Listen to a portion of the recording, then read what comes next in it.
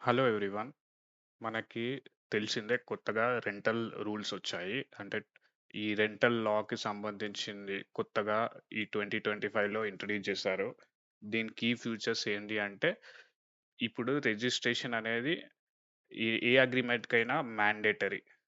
అంటే అది రెసిడెన్షియల్ అయినా, కమర్షియల్ అయినా ఆఫీషియల్‌గా రిజిస్టర్ అయ్యి ఉండాలి.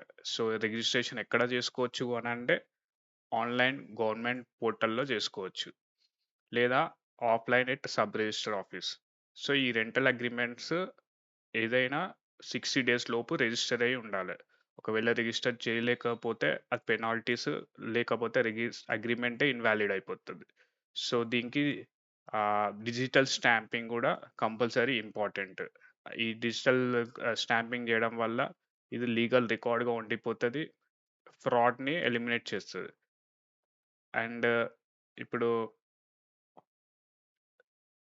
సెక్యూరిటీ డిపాజిట్స్‌కి సంబంధించిందొస్తే, అంటే అడ్వాన్స్ ఎంత ఇవ్వాలి అనంటే దానికి పర్టిక్యులర్‌గా ఒక ఫ్రేమ్ చేశారు. అదేంటంటే రెసిడెన్షియల్ ప్రాపర్టీస్‌కైతే security deposit maximum 2 months rent. Commercial properties అయితే మాక్స్ 6 మంత్స్ రెంట్. సో, ఇది ఎట్లా పడితే అట్లా ఎక్కువ అడ్వాన్స్ తీసుకోవడానికి వీల్లేదు. సడెన్‌గా ఇప్పుడు రెంట్ హైక్ చేయడానికి గూడా వీల్లేదు.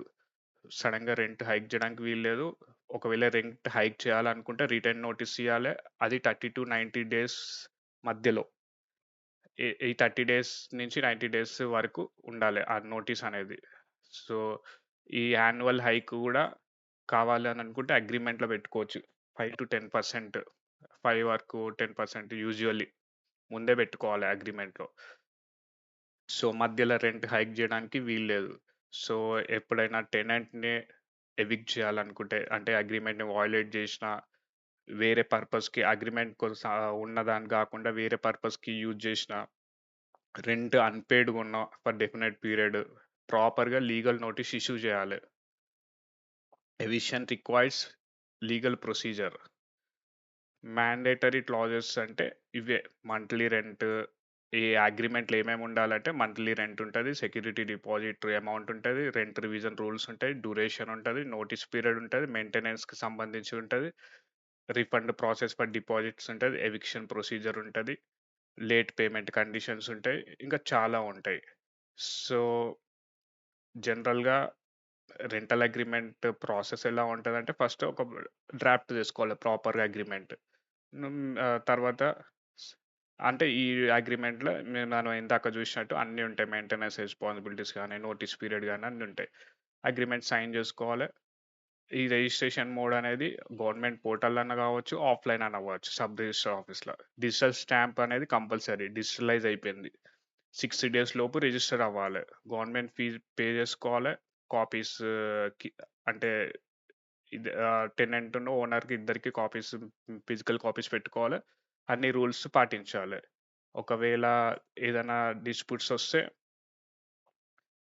వస్తే రెంటల్ కోర్ట్స్ ఉన్నాయి. ఆహ్, డిస్ప్యూట్స్ వస్తే స్పెషల్ రెంట్ కోర్ట్స్ ఉన్నాయి. సో, ఇవి రెంటల్ డిస్ప్యూట్స్‌కి సంబంధించినమాట. వితిన్ షార్ట్ టైమ్‌లో ఈ ఈ ఈ రెంట్‌కి సంబంధించిన డిస్ప్యూట్స్ అన్నీ సాల్వ్ జేస్తారు. So, that's it about new 2025 rental law.